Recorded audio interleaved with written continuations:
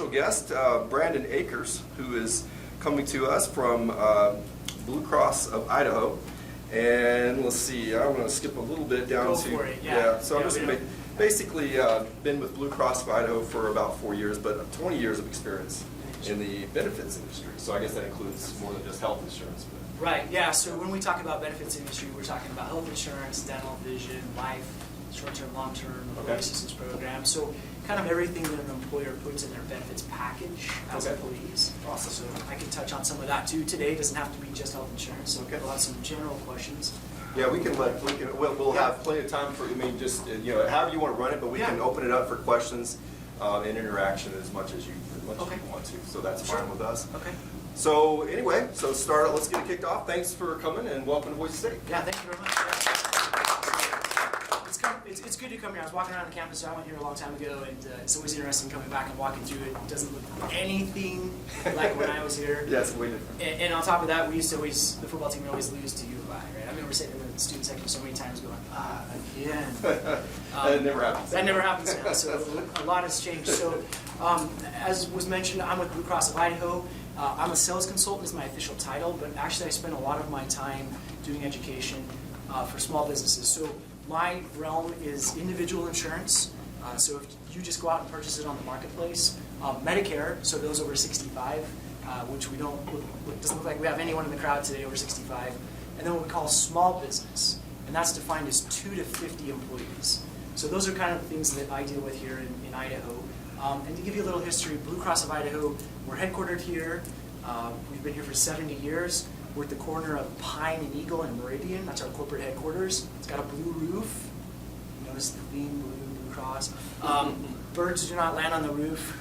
If it's blue, birds do not land on the roof. We do have a goose problem, though. We have a pond out front. So the geese have found that it's a great sanctuary. And sometimes we get phone calls from people saying, hey, can you guys do something about your geese crossing Eagle Road? They're not our geese. So anyway, so a little history there. That's Blue Cross of Idaho. Today I'm going to kind of talk about some basic terminology on individual health insurance. I'm going to kind of focus on that, but I'd like to keep it a conversation. So if you have questions, please let me know. I want to make sure I'm here to educate you. I don't expect you to come out an expert from this, but at least get an idea of how insurance works, or any kind of questions, lingering questions you've had that you've always wanted to ask. Please let me know. Again, I'd like to keep it a conversation and not just a formal presentation, because then I tend to kind of lose focus as well. So with that, I did pass out this. This is our individual sales literature. I'm not here to do a sales presentation, but I thought it would be great because inside of it, there's some basic terms that we put in there. So it's a great way, I thought, for everyone to kind of open it up, and as we go through the terms, you can follow along. And the thing about this is it's our 2019. And so we're about to end 2019, and actually, I'll get into that a little bit later. This is our incredibly busy time of year right now. But at the end of this, if you need to recycle this or throw it away, don't feel bad, because we're going to be recycling these here very shortly. But again, I thought it would be a great way to kind of give you some definitions and to give you a visual aid as we walk through this. Okay? So first off, how many people are they know they have insurance right now? Health insurance, that is. Okay? And just out of curiosity, how many people are on their parents' plan still? Okay. How many have an employer-sponsored plan through their employer? All right. And then how many have just, I'm guessing that's probably everybody, so nobody has an individual health plan they bought out on the market themselves yet. Okay. So I'll try and cover some of that and tie it all together for you to give you an idea.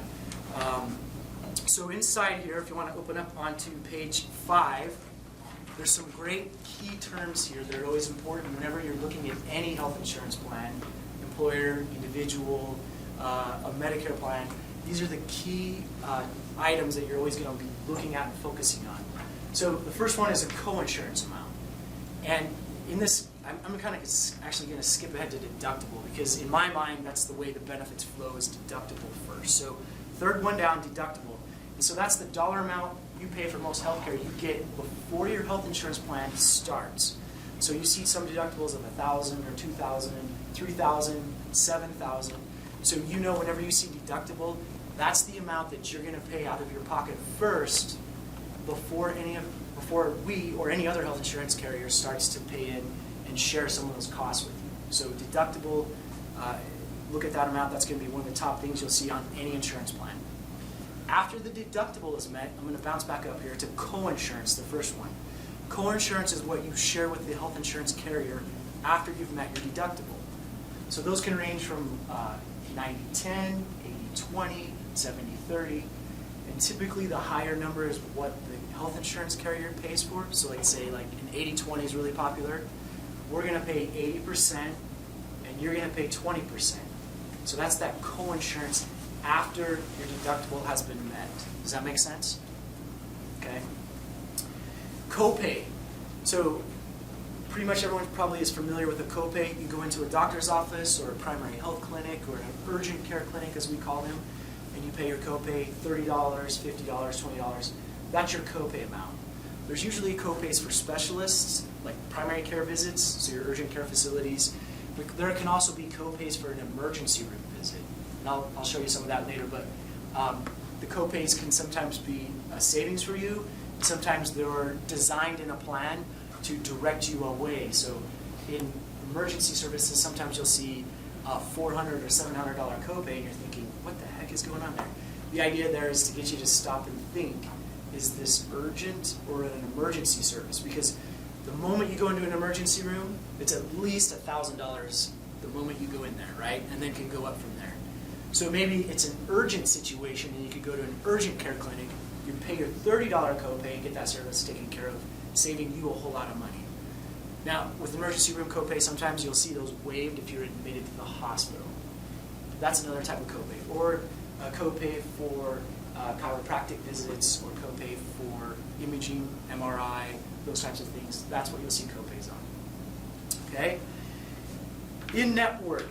This is also key. So in-network providers, every health insurance company goes out and contracts with hospital systems and provider systems, right? So we develop a contract, an agreement.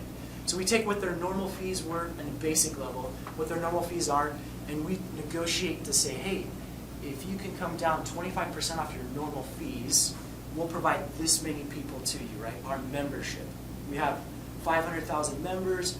Will you be willing to take a 25% discount, and then we can help direct you to, or direct some of our members to your care. So in-network contracts, we've specifically, or any carrier specifically negotiated for in-network, right? In-network providers. Out-of-network, as you can imagine, as the name implies, these are providers that we haven't contracted with, hospitals that we haven't contracted with. So accordingly, your benefits, when you look at a benefit grid, is going to be significantly reduced. So you're actually paying a higher out-of-pocket to go to an out-of-network provider. Okay? So whenever you're going in, and I always say this is really important, no matter what insurance company you have, or whatever type of plan you have, group or individual, when you're in a provider's office or you call someone up for services, ask them if they specifically take or are in your network. So don't just say, hey, do you take Blue Cross of Idaho? You want to ask, are you an in-network provider with Blue Cross of Idaho? Any provider will take an insurance card and do the billing, but then you're left with either out-of-network or in-network type of benefits, right?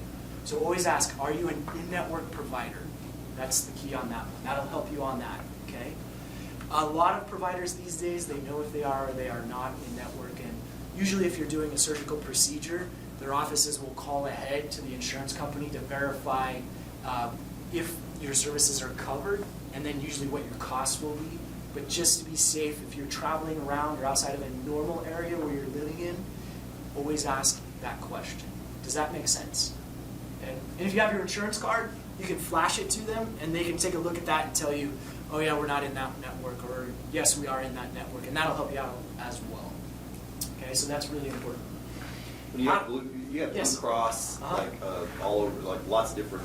I guess every state or a lot of different states have different Blue Cross. Correct. So, if it's just like for Blue Cross of Idaho, and you're in Georgia or something like that, then if they take Blue Cross of Georgia, does that mean that they also take Blue Cross of Idaho, or is that something that they would know? Yeah, so that's a great question. So it's unique to each insurance company. One of the things, just to let you know, so there's Blue Cross of Idaho, and then there's Regence Blue Shield of Idaho.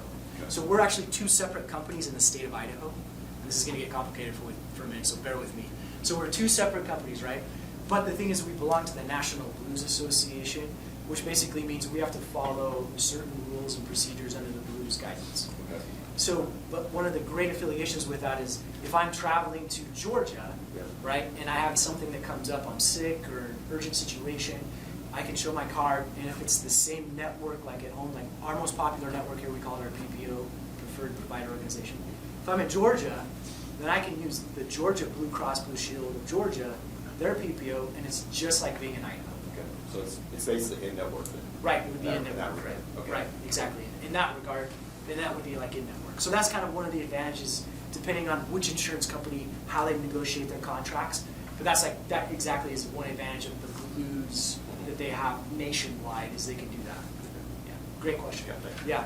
So, and then the other thing with that, sometimes you're out of network in an area and it's an emergency, right? And there's no way you can, maybe you had a crash and you severed your arm. There's no way you can use your other functioning arm to look up a provider or make a phone call or go, hey, hold on, I need to check out and see if this is really, if you're in network, right? Because I do not want to that's an emergency situation. You have no choice on that.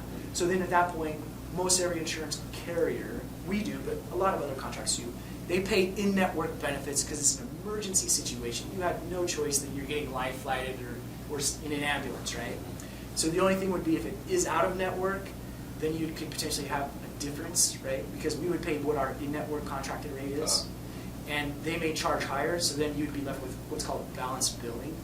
It happens here and there, but that's a potential issue if it's an out-of-network situation. But you are always guaranteed in-network services for an emergency situation. Yeah. So don't feel like you have to like time out before they load you in the helicopter and look up a provider. It's not going to happen. It really isn't.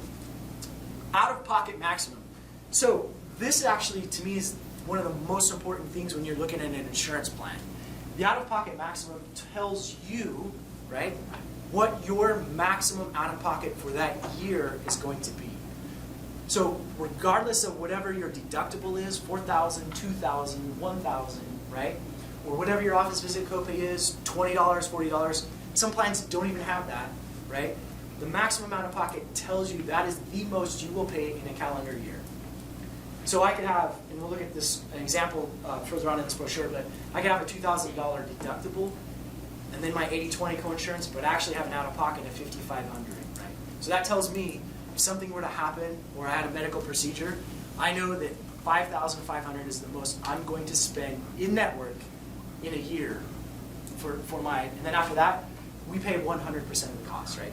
And that's the same across any health insurance company, not just Blue Cross of Idaho, any contract. So your maximum out-of-pocket, in your head, you know that's the most you'll spend, right? So if you're ever budgeting for purposes of, I've got a procedure coming up, I know I've got to do like a knee surgery or something like that, and you're looking at your health insurance plan, look at that max out-of-pocket, and that'll tell you the most you can potentially pay for that year.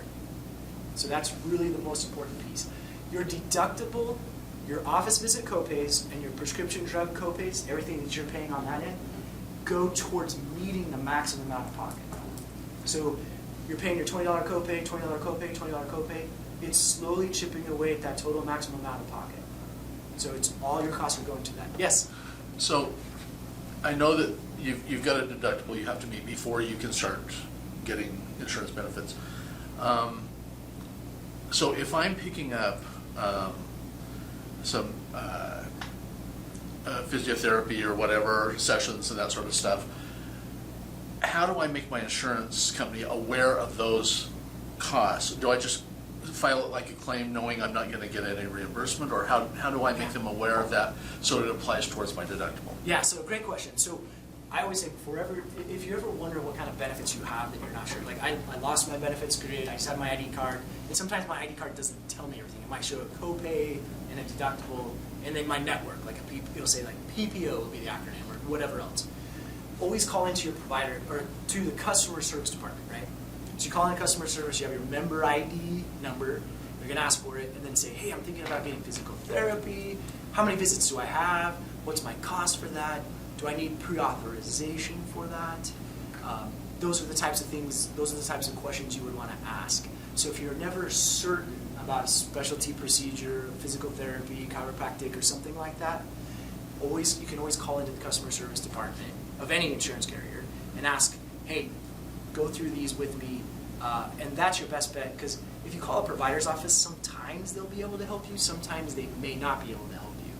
Whereas your health insurance carrier is going to pull up your contract and see exactly how it works. Okay. So I would always encourage you, if you're not certain, call in and we'll go through the benefits. Yes? Does the number of doctor visits and such, does that affect the premium at all? No. Yeah. So I was going to get into that. So is there any questions about the terminology really quick? So I just gave you some of the basics on what the plans look like, right? So great question. So let's take a moment. I'll give you a quick brief on history on insurance, right? So one of the things I always find interesting with, I'll go a little sideways here. So one of the things I always find interesting with insurance, you think of your health insurance, auto insurance, and maybe life insurance, right? Life insurance, really you only file one claim ever, and that's it, right? So you're never filing claims with that, right? And chances are you're not filing it, someone else is filing it on your behalf. Then you have your auto insurance, right? And auto insurance, if there's an accident, you hit somebody hits you, your car catches on fire, that's where you report or file a claim, right? And then if you file a claim, your premium is always known as probably going to go up, right? So everyone tries to avoid having a life insurance claim and usually an auto insurance claim. Health insurance is such a different animal because everybody uses health insurance, right? People don't avoid using it, they really want to use it. And so that's why the premiums are a little bit higher, is because we're out there using it quite frequently, right? So it used to be back in the day, prior to the Affordable Care Act, health insurance companies would underwrite people based on their risk, right? You'd fill out a questionnaire, there'd be 40 questions, and then we get an idea, how is this person going to be in our system? Are they going to use a lot of diabetic claims, high blood pressure? Are they at risk for surgery? So then we'd underwrite it and come out with a rate, right? And then you would use your services or not, and then at the end of the year, it's like, oh, you used 15 doctor visits, had a surgery, had a baby, everything else, and we collected less premium than we paid out. We're going to have to raise your rates for that specifically, right? After the Affordable Care Act came out, that went out the roof. So no longer can anybody be underwritten on the small group or individual marketplace based on their health history or perceived risk or utilization or how many times you go to the doctor. So when people sign up now, we have rates that we file, and the rates are the rates. Regardless if you're a genetically gifted superhuman being who never gets sick to somebody that might have genetic disorders that they require a lot of medication, if they're the same age, they're going to get the same rate for the same plan. And if this person uses it a lot and this person doesn't, the next year when their plans renew, the rates are going to be exactly the same. Good to know. So yeah, so after the Affordable Care Act rolled out, that changed. The other thing that changed is pre-existing health conditions, right? So it used to be, back in the day, if I signed up for health insurance because I knew I was going to need a knee surgery and I hadn't had any health insurance, guess what? I had to wait 12 months on that health insurance plan before it would cover any pre-existing health conditions, right? So in other words, the idea was I couldn't just sign up, pay $250 that 1 month, and then go have a $10,000 knee surgery, and I'm all hunky-dory. It didn't. That went away after the Affordable Care Act, essentially. So now you can sign up anytime. There's no pre-existing health condition clauses whatsoever. So you could sign up, and then the next month get your knee surgery. You could sign up not having health insurance and get any medications that you require for diabetes, blood pressure medication. All that is now covered. There is no pre-existing health condition clauses out there anymore. Does that make sense? But they do exist for life insurance, correct? They do exist for life insurance, right, yeah. Right, and auto insurance, right? If you've had a lot of car accidents, chances are they're probably going to raise your premiums really high because they see you as a risk. Or yeah, or life insurance. As we get older, it gets more expensive, or if you have health conditions, right. So that is. But the Affordable Care Act is specifically on health insurance. And so the rules around that have to do with health insurance, and so not the others. Yeah, great question. So yeah, pre-existing's gone. Utilization is really gone. The only time you kind of see that is for companies that have employees 51 and plus, right? So I have 51 employees or more. Then there's a little bit of underwriting that takes place. It's a different managed marketplace. But again, pre-existing is gone. And when they do that underwriting, they're just perceiving the overall risk of the group. So it's not just one person in the group, it's the overall, how much is this group's utilization going to be? But again, pre-existing health conditions are completely out the window. Okay? And another thing I kind of want to cover, we get this often at Blue Cross. So someone comes in and they're like, hey, do you cover this? And we're like, no, we don't cover that type of benefit, right? And someone's like, well, my relative, they have a Blue Cross of Idaho card, and they have that service covered. Well, why is that? And so then the question is who does your relative work for?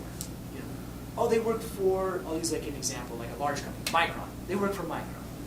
Or they work for like a large company like Albertsons, or a Winco or something like that.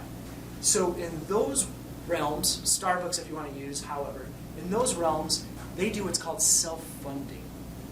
And so when you buy a normal health insurance policy with, or typical fully insured plans with Blue Cross of Idaho, we take on all the financial risk, right? So anyone that's coming in, we are insuring them at 100%. Anything that we pay out or underwrite is at our loss or not, right? On those large companies, they are self-insured. So basically they're taking their pot of money with their employees, and then they're coming to Blue Cross and saying, hey, we want to offer an insurance plan. Here's our money to help fund it. We want to rank your provider network, your claims processors, but we want to offer this unique group of benefits to our employees. And so they're able to write their own contract on what kind of benefits they want to cover. And that's for any super large entity, right? So they may have a Blue Cross of Idaho card, but really it's a self-funded contract. So they have designed their own employee benefits to offer, and then they're funding their risk, right? So they're financially funding their risk. So that's where you could have someone with 2 Blue Cross cards with completely different benefits. So what kinds of benefits are those extras that are outside of what Yeah. your standard package might be? So you can get really interesting on that. So there might be some things in there like a bariatric surgery, right? Some carriers cover it, some don't because of the perceived risk behind the surgery. That might be one. It may go so far as to cover really extremely rare medications for genetic conditions that are brand name, that are really expensive, and there's not a generic equivalent, or they're not tested. They may add in things like acupuncture or alternate non-Western type of medicine. So they may add in different things like that. They may add in like a massage package, right? So it's not really a health benefit per se, but they want to give their employees like some stress options, and so they'll add in like 12 massage benefits or something like that. So those are some unique kind of things that they'll add in that's not necessarily your standard fully insured thing. But I wanted to give you that heads up because people are like, oh, come on, I know he gets that covered and I don't get this covered. So that's kind of what's happening there. So when you get into those major large corporations, they self-fund it, they can draft up the contract. And at that point, we're just what's called a third-party administrator administering part of our contract with them. Yeah. So little feedback on that. So that's why those benefits can be really different on that. And it's probably as they're looking for jobs, they want to, they can dig into the plan that the corporate, if they go to get a job with a big company, they can dig into those details, I guess. Exactly, yeah. And that might be a selling point or not Right. for taking a job. Exactly. So it's part of your benefits package, right? So health insurance is a great add-on for any employer to add to their employees, right? And we're actually seeing an increase in our small group market, 2 to 50. Lots of small employers are purchasing health insurance right now because unemployment's low, the economy's running great, competition's stiff, and they're like, I got to keep these guys, and I'm going to buy a health insurance plan, but I only have, I'm a 5-man company. Average small group in Iowa is about 7. So we're seeing a higher uptick in that just for employee retention because competition's so high. So even But yeah. the small groups are even doing it. Even small companies, yeah, are doing it right now. Exactly, yeah. But yeah, so I wanted to explain that because that's a common thing that we get asked about. And the reverse can happen, right? I worked at Micron, I left, now I'm out on my own, and holy cow, I didn't realize I don't get this covered, and I don't get. So that can happen as well. But just a little tidbit on that.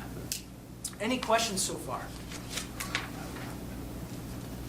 Okay, so on page 6, I just kind of want to use this as an example of networks, right? So we talked about in-network, out-of-network, right?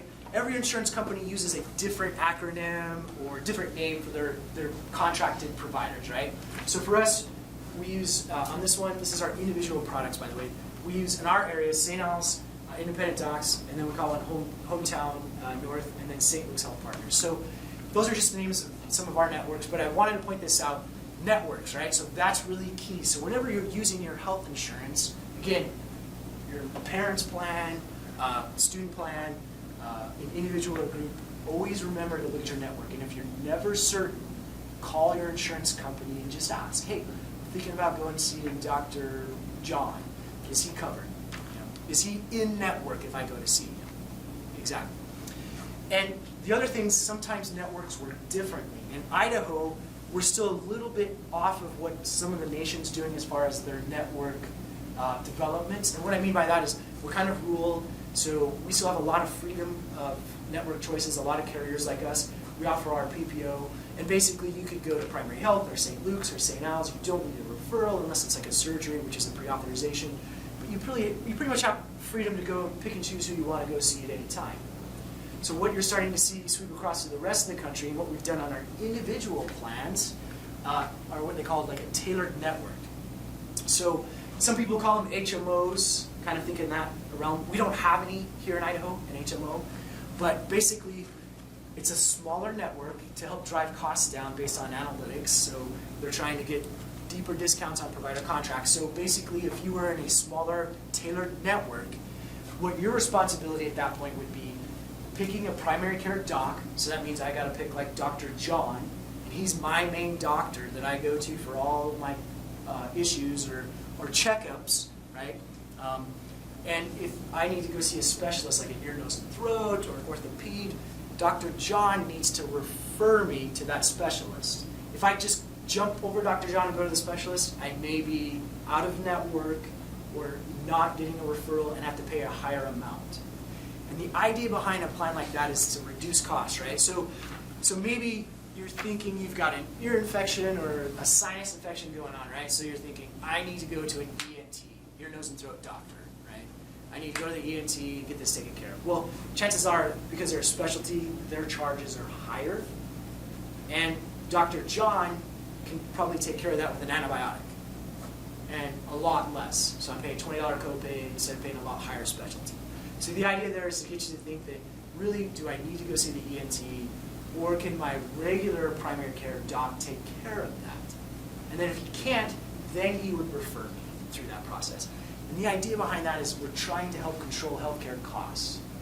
I can give you all kinds of crazy statistics that we get when we run our data about how many times people go to the ER for non-emergency situations, and how many times people go to specialists for non-specialty reasons that can be taken care of in a primary care or family doc setting. We had one gentleman that was visiting the ER about 48 times a year. Wow.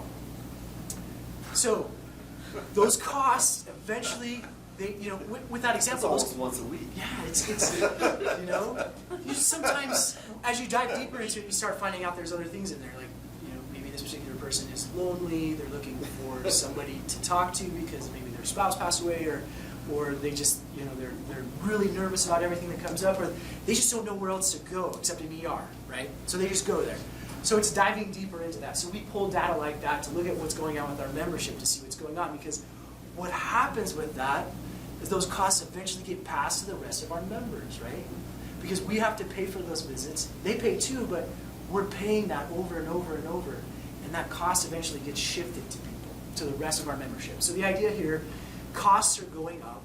And so these are different strategies or ideas that we're coming out. So networks, again, that's really important. So if you run into those smaller networks, PCP versus, or using a PCP is really important versus just going anywhere you simply want to go. And by the way, I always encourage everyone, pick up a PCP. I picked up one a couple years ago. My plan doesn't require me to get a referral constantly. It's more of a wider breadth or a PPO network. Yeah? What's PCP and what does HMO stand for? Yeah, I'm sorry. Acronyms, right? I hate acronyms. Primary care physician is PCP. So family doc. We call them like your family docs or your urgent cares, your primary healths, your family doctor that you go to for everything. And an HMO is a health maintenance organization.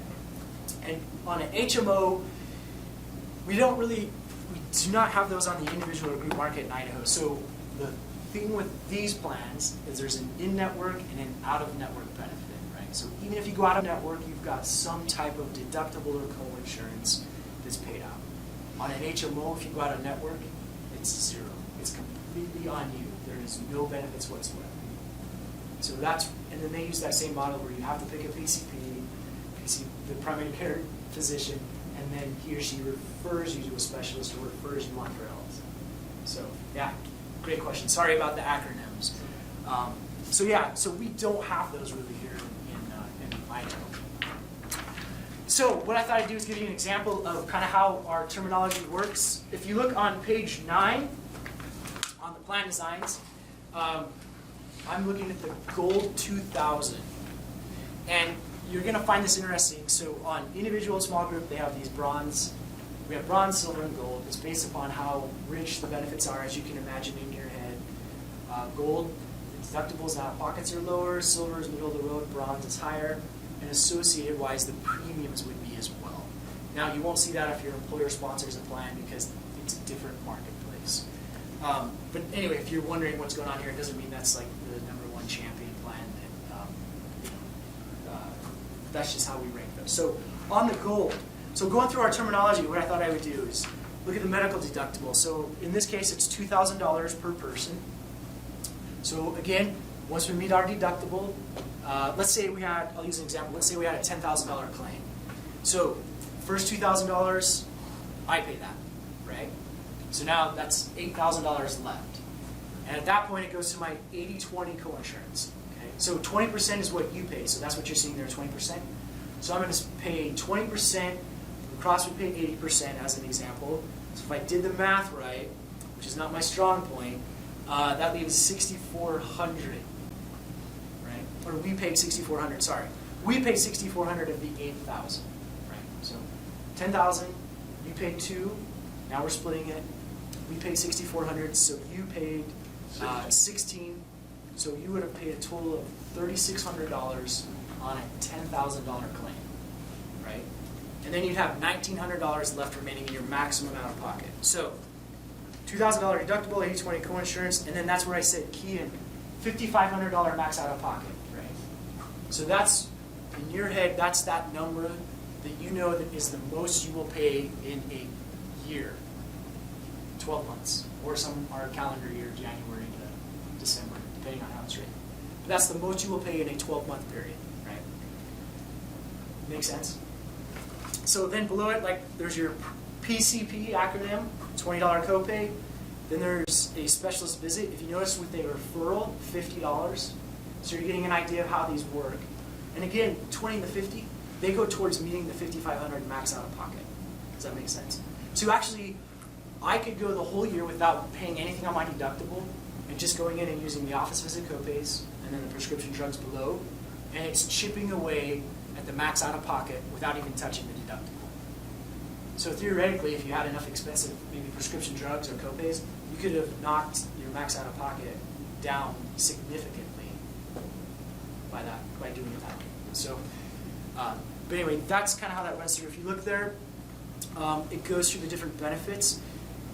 With the Affordable Care Act, every health insurance company is required to have 10 essential health benefits now. So that's the other thing that's changed.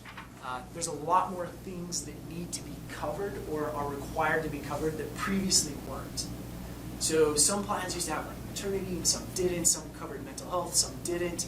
Now under the Affordable Care Act, those benefits all have to be covered under all of the health insurance plans. Okay. And what are those 10? Do you want to know what those are? Fantastic, yeah. Okay, and I'll try and translate them away from the insurance industry terms to normal. Okay, so first one, ambulatory patient services. So outpatient care you get without being admitted to a hospital. Does that make sense? So we call it outpatient surgery. So that has to be covered. Emergency services have to be covered, right? Hospitalization, so surgery and overnight stays, have to be covered. Pregnancy, maternity, and newborn care, both before and after birth, have to be covered. Mental health and substance abuse disorders, including behavioral health treatment, counseling, as well as psychotherapy. Prescription drugs have to be covered. Rehabilitative and habilitative services and devices to help people with injuries, disabilities, chronic conditions, or recover mental and physical skills. Laboratory services, preventive and wellness services also have to be covered. Chronic disease management, Pediatric services. This is the last one, so 10. Pediatric services including oral and vision care, but it is not required for adults. So there's a key there. Usually that's defined as kids 17 and under. And then once you're 17 to 26, you can still be on your parents' plan, but you don't get the pediatric services. Okay. So those are the 10 essentials. Additional benefits, birth control, and then again I mentioned there's some minimum requirements for dental and vision on pediatric. So those are what has to be in every health insurance contract these days. So you will go through and you look at your benefits grid, and all of those benefits will be in there regardless of the health insurance plan you have as required by law. Any questions on that? Isn't that riveting? Wow. I'm trying to think of what, that covers pretty much everything. Pretty much, yeah. Yeah, it's pretty comprehensive. Yeah, so like I said, where do you get into... So vision and dental though, you said only for pediatrics? Correct. So that's not a requirement for adults? Correct. In any of the plans? Correct. So that's an additional optional thing. Exactly. Yeah, so then that would be optional where you could go out and buy a separate vision plan or a dental plan. Or if your employer offers it as a benefit, like an additional benefit on top of your health insurance, a lot of employers do that. So that would be where that would come into play. But not required by law over the age of 17. Yeah. But it is required by law under something. Yep, so it's required by law. So every insurance contract's going to have it. So those are your 10 essential health benefits that now have to be covered under every health insurance contract. Lots of stuff. And then so where you see differences in, like I mentioned earlier, some add, some companies add different things in, like a gym membership, or some type of wellness coaching, or additional type of benefits to make it available to people that are like, I'm never really going to use this. But then there's some other great services people could use that don't necessarily require you to go to the doctor, right? So preventive, so on wellness, a lot of health insurance companies or a lot of health insurance contracts, the preventive benefit, if you set up that, this is the key. So if you see it in there, you're really excited, like, I've never gone in and gotten that checked. That was me 4 years ago, because I was indestructible. I don't need to do that, and I'm healthy. And I don't need to see a PCP or whatever.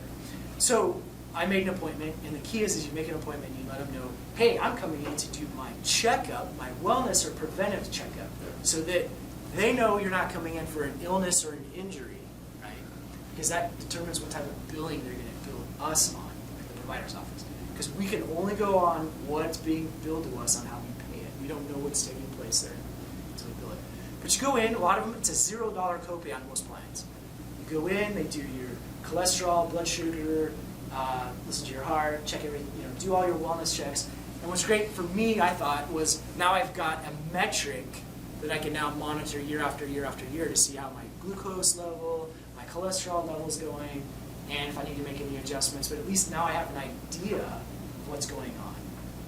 The other thing that sometimes happens with these, people go in and then they find out they have high blood pressure and they didn't know it.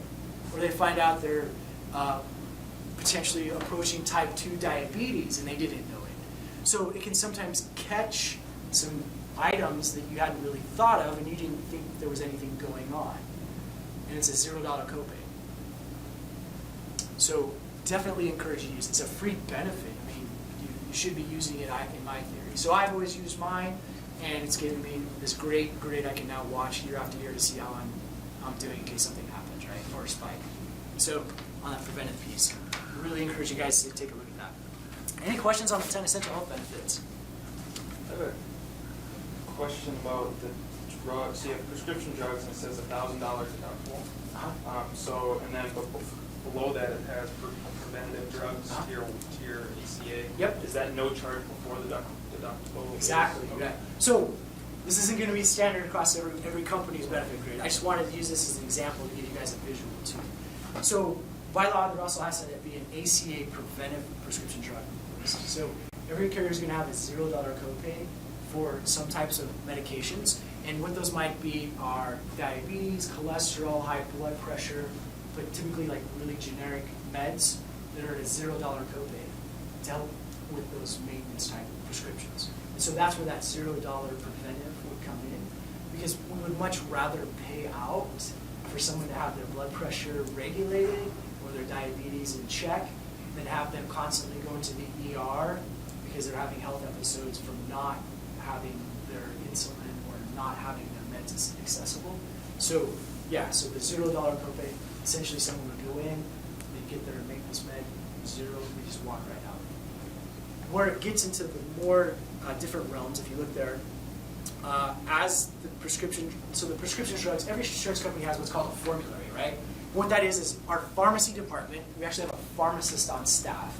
They come up with what the formulary list is, and they revise it every year based on what's going on in the world. Is there brand names that are now generic? Is there a new medication that's coming out? I think some people we've seen on the news, things happen. New meds come on the market and take care of things like hepatitis C can be now cured, different things like that. So they take a look at that, and then they build out a formulary of what is covered, what we'll cover. And then they price it out. They know how much those are going to be in the market. And then we brand them either Tier 1, Tier 2, Tier 3, Tier 4, or 5, or 6, depending on the ranking of how expensive or where they fall at in those grades. So generics, usually they're always at a lower dollar copay. And the interesting thing about generics, they're required by law to do exactly what the brand does. They just have different fillers in the medication, but they have to still accomplish what the brand does by law. Now, sometimes there's not a generic equivalent available, right? And that's all there is brand, and that's fine. And so there's a brand name copay for this, right? But a lot of times you're going to see a lot of health insurance companies talk about the generics because, again, they have to do what the brand does by law, and they're usually at a much lower cost. But again, you'll run into sometimes a brand is a brand, or a super specialty medication that can be incredibly expensive. Like what were some of the examples they were giving us? Like I think some treatments for like hepatitis C is like $65,000. But it's a fantastic thing. It can cure hepatitis C, but it's an extremely cost, right? You know, so those are always things, and then they fluctuate year to year, right? I mean, we can all remember when the EpiPen went up significantly one year, or some other types of prescriptions we see suddenly spike. So those are all things that we try to monitor. And to let you know, in any insurance company, and I can speak at Blue Cross, so we have a pharmacist on staff. So their job is, they're a pharmacist, so they know the prescriptions. We have a doctor, a chief medical officer, he's a physician. And then we have a staff of nurses. And all of their jobs are to help translate between the provider's office and the insurance company. So it's not just a bunch of suits in there trying to tell people whether they, what to do or however. They help coordinate, like disease management was one of the 10 essential health benefits. So they help coordinate some disease management or disease care for people to help keep that in check, to keep them healthy, to keep them out of the emergency room, to keep them out of the hospital, to try and keep them as healthy as possible. So we have these medical staff on, or every insurance company pretty much has like a medical staff there to help facilitate between hospitals and the insurance company. So a little kind of interesting tidbit there. So any questions so far, kind of what I covered? It was a lot of fun and interesting things in insurance. I know it's a riveting time. When I was at BSU, I never thought I would be here. I always thought it would be something cooler. It's so cool, but it's definitely different. So for a moment, I'll just say, watch the horizon. So it used to be when I first started in the industry, everyone needed health insurance. It is what it is. And then as we slowly changed and the Affordable Care Act came out, or some people call it Obamacare, it completely changed our industry. And companies have finally caught up and pretty much adapted, but we're always watching the horizon, right? We have new prescriptions that come out, new policies and regulations, and new administrations that come through the White House. So you really never know what's on the horizon. I can't predict out 5 years what this will look like. For now, I would say the Affordable Care Act is here to stay. We don't see it pulling away anytime soon.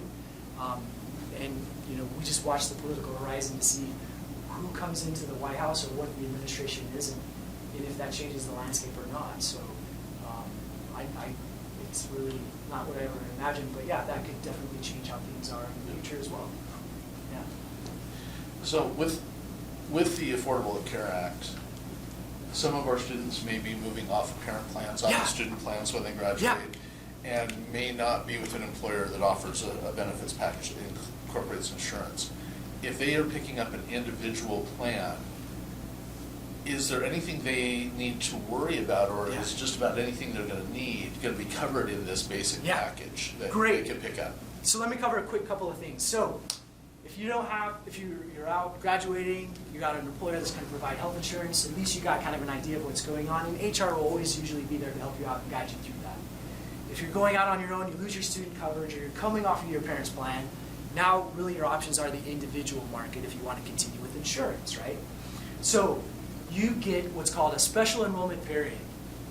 You can get onto an individual health plan. You have 60 days from the day your student coverage or your parents' plan ends to get on an individual plan, okay? Outside of that, if you wait past 60 days, guess what? You have to wait until now. So on the individual marketplace, under the law, before that we used to sell plans all the time.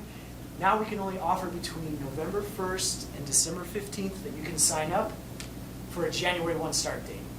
If you miss that window, you're out of luck, unless your employer offers it.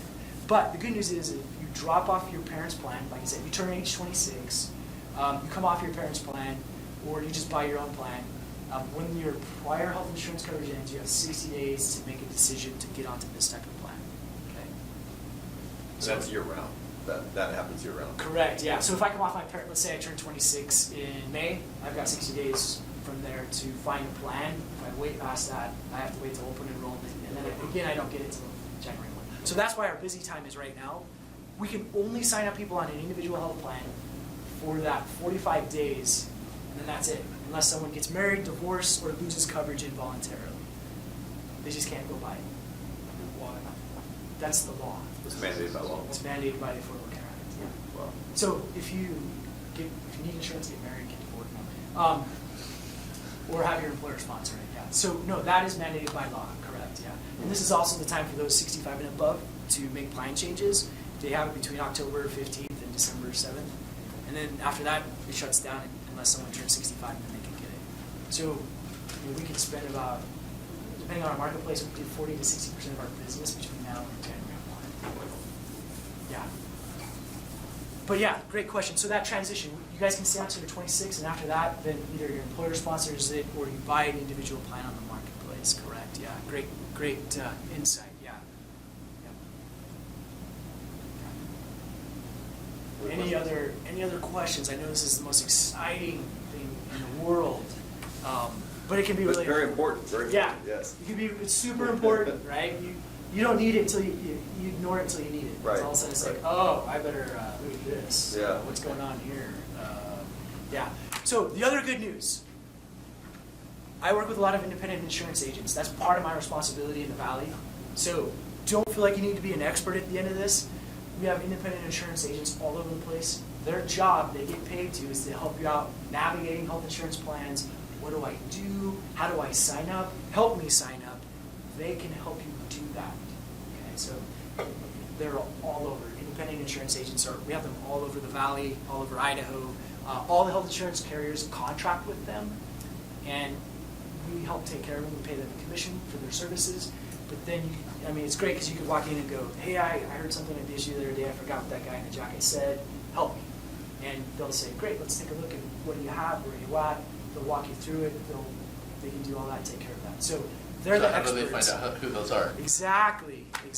Because the other thing with the individual insurance market that's super complicated for some people is it's based off of your income and family size too. So in Idaho, we have what's called a state-based exchange. And what that is, it's connected with the national requirement under the Affordable Care Act. But basically, someone who doesn't have a group plan, and based on their income and family size, you can qualify what's called an APTC, another acronym, Advanced Premium Tax Credit. And basically, you're getting a subsidy to help pay for your health insurance because of your family income and your family size. And so then you can get a reduced premium for one of these plans, or if your income and family size is really in a certain range, a low range, they can actually buy down some of your deductibles and out-of-pockets as well. Okay? And then, of course, in Idaho, we've also got Medicaid expansion. So there's a lot of people that are going to go to the Medicaid expansion based on their family income and family size. They don't get to choose an individual plan. They just simply will be rolled right over into Medicaid programs for 2020. But that's another thing that those insurance agents can help you with, is determining if you do qualify for that or you do not. So again, those guys are a great resource, and I would encourage you to check those out if you come into that type of situation where you're not getting a group plan, you're coming off your parents' plan, you need health insurance. You can call the Department of Insurance, or actually just pull up their website, do a search of independent insurance agents. You'll find one in your area. They'll be more than happy to help you out and walk you through everything, so you don't have to memorize this wonderful, fun thing of the health insurance. So, yeah, definitely encourage those guys. Any questions? I think we're out of time. Yeah, I think so. Yeah, and again, feel free to, you can do whatever you want with this, make paper airplanes, recycle it, keep it at home. But 2020, our plans changed, so we're going to be recycling these anyway. But again, I thought they'd be a great example for you to just kind of get an idea of how a benefit grid and some of the terminology, what some of the terminology is. Okay? So most of the changes are probably around the cost values. Plan designs too. I can get Plan really designs more too? complicated as well. Yeah, every year the Affordable Care or the Centers for Medicare Services, CMS, comes out with new guidelines on what insurance carriers' benefits have to be. Yeah. So we have to kind of tweak them. So some of our plans will change the deductibles or co-pays to meet the guidelines that they provided. Okay. So we have to adjust for that. So that's what happens. Or we add in different benefits, like a telemedicine benefit, where instead of going into a doctor because you're in a rural community or you can't get in, you can phone a doc. Yeah, I've done the video Or talk video, too, yep, right? Yeah, yep. I've heard that too. It's Yep, coming up. exactly. So we'll add in things like that and have to change the benefit grid. So, yeah. Yeah, that's very cool. All right. All Hey, right. thank you very much for your time. I know that can be kind of dry sometimes. No, it's really good for our students. So thank you very much for